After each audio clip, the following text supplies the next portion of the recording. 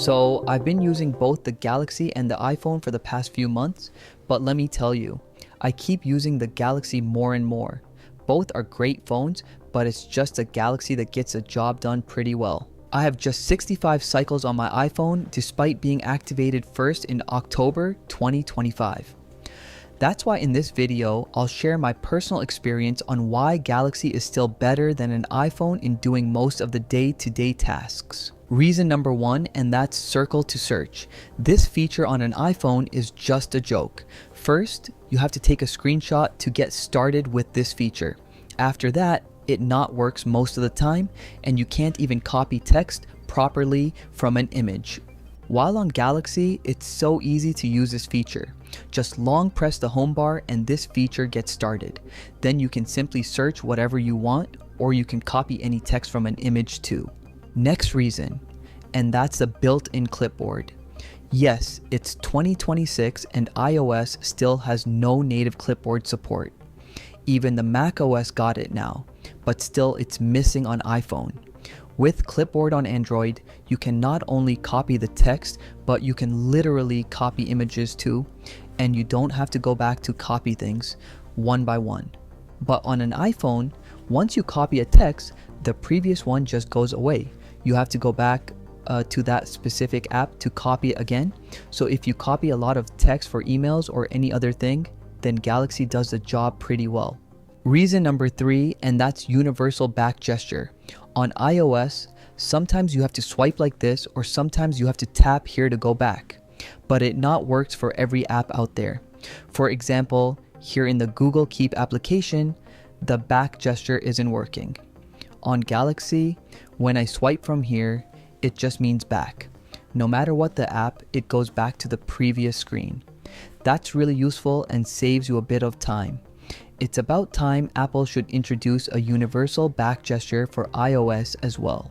Next, if you are a business guy and handle a personal account and a work account, you can create duplicate apps for that.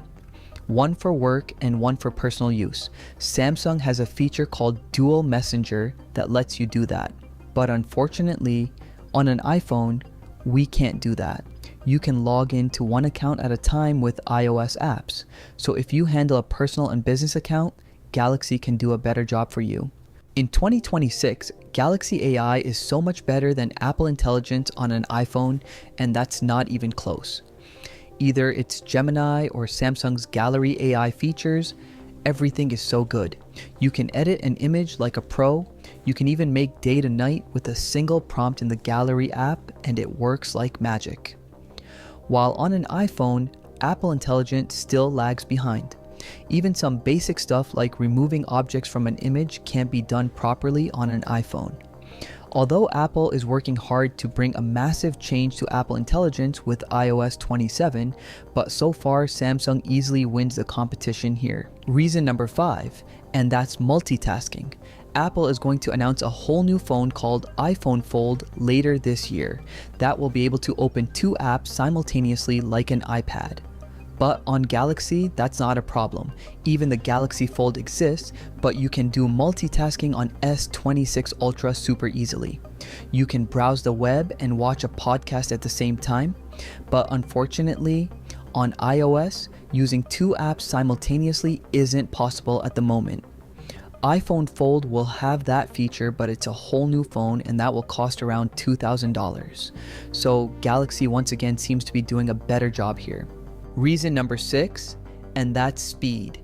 Yes, Galaxy S26 Ultra already won the phone buff speed test comparison with an iPhone 17 Pro Max.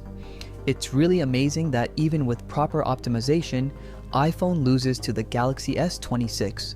Plus, you can speed it up even more. For example, you can use the Home Up module for good lock to adjust tiny animation details.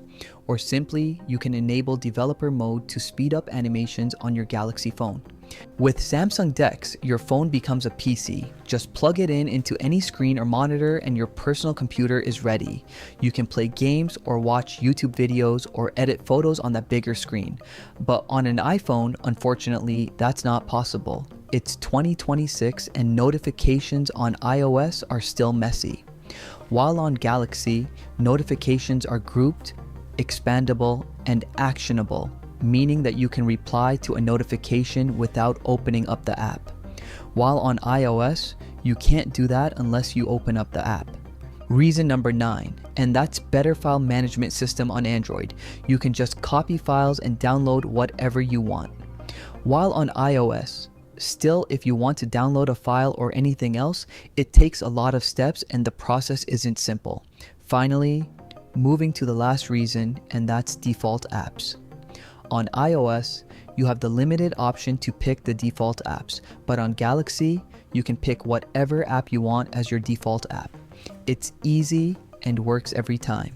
So, those were some of the reasons that why a Galaxy phone still gets a job done in a better way than an iPhone. Let me know which phone you're using, and with that said, I'll catch you in the next one.